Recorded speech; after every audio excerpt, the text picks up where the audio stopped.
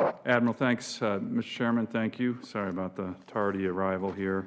You know, one thing that I just wanted to start with, first, thanks for your outstanding career in the Coast Guard. I always like to ask candidates or nominees for these important positions the very basic question of why you want the job. You know, TSA is, you're going to probably, if you get confirmed, you're going to come back to this committee. There'll be hiccups and things that you're going to have to answer for. You're probably going to have the cameras rolling and some senator beating the living daylights out of you on TV. Why do you want to do this? Senator Sullivan, thank you. That's a great question. It's a question I asked myself. But I wound up with the same answer that had me join the Coast Guard in the first place. As corny as it may sound, you know, I was 5 years old when John Kennedy was inaugurated as president, and so I grew up with the "Ask what you could do for your country" tagline, and it was drilled into us by every teacher I had throughout my grade school and elementary school experience. My parents reminded me of that repeatedly.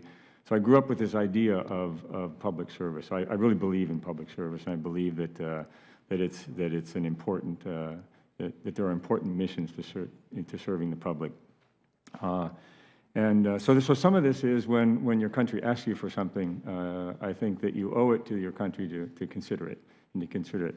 And then I looked at the agency itself, and I thought, well, how would I fit into the Transportation Security Administration? And there are a remarkable number of similarities between the Coast Guard and TSA in terms of, in these terms, it's a mission-focused agency, and it has a really, really important mission. And in many respects, it's a no-fail mission. So I'm impressed by people who have already raised their hand and taken an oath and said, I want to do that. I want to do those really hard jobs that this nation has to offer me. And I know it's going to be a tough job, and it might not even be a job where I'm well liked. But I look at the men and women who are on the front line of TSA every day, and I think that is really a tough, tough job, and they deserve somebody who respects and admires them for the work that they do. So I like that idea. I like the idea of building an agency culture around mission.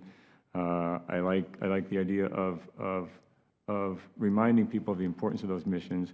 And then I'm familiar with these geographically diverse and dispersed workforces.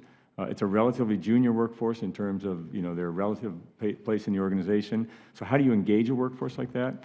And how do you get them to feel part of something? You know, I think of, we've got some pretty remote Coast Guard, you know, just for yourself, you've got some really remote Coast Guard locations in Alaska. There's a great story about a guy who got sent to St. Paul once, and he thought it was Minnesota and found out it was Alaska, and told his family he wasn't coming home. I was just with a bunch of Alaskans from St. Paul yesterday. So. Great Americans. He spent most of the time moving rocks from one side of the island to the other to try to get a little closer to home.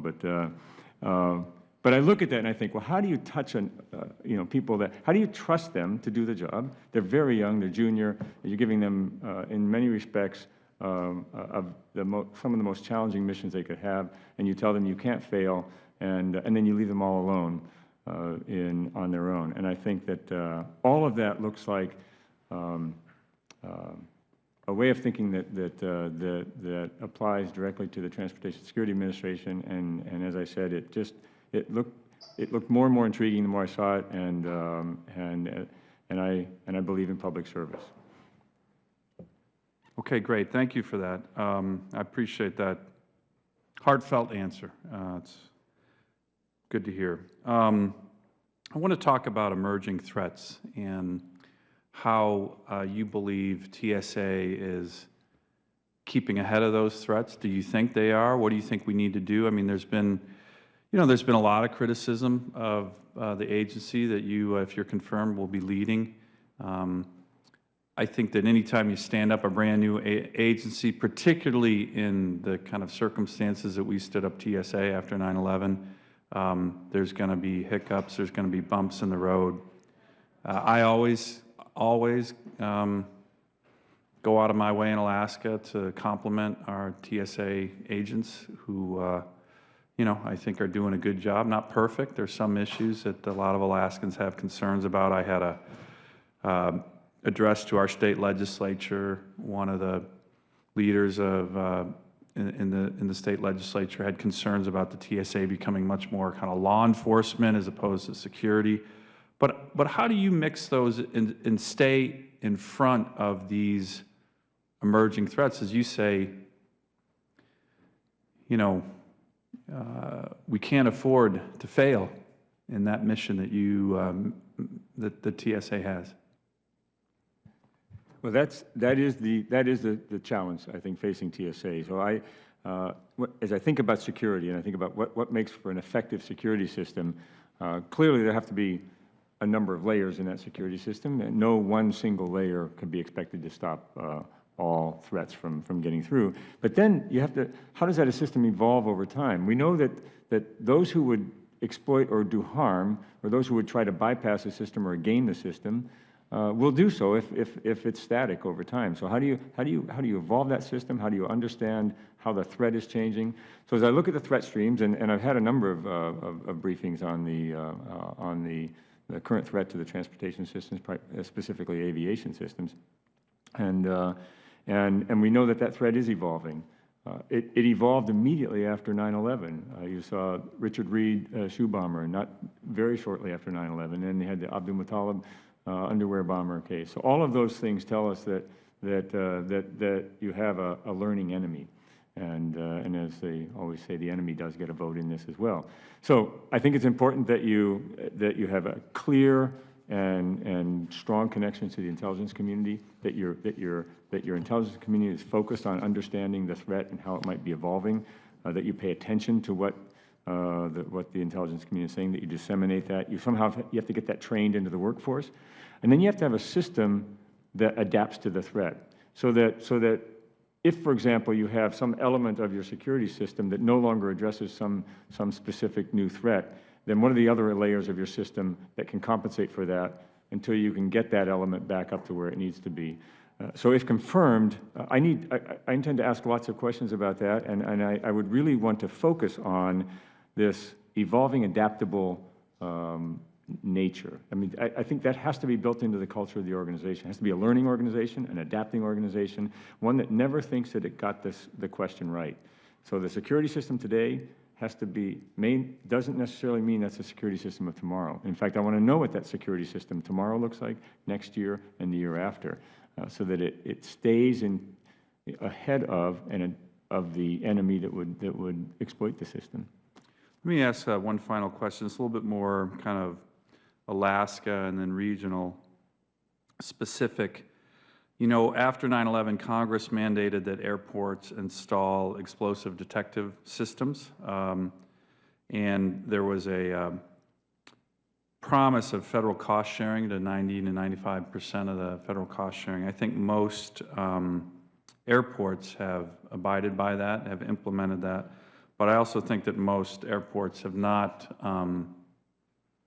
received in return the promise of reimbursements. I think in Alaska, the Anchorage airport, it's about a $20 million reimbursement for an airport our size. That's a significant amount of money. It's obviously much larger in some of the bigger airports.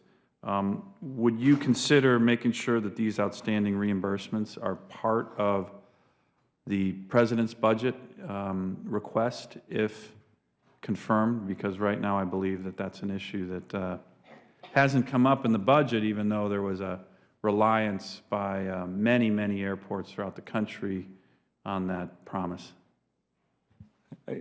As I understand, I think you're referring to inline baggage systems in particular in airports, and the program that would allow airports to seek reimbursement or federal matching funding for that.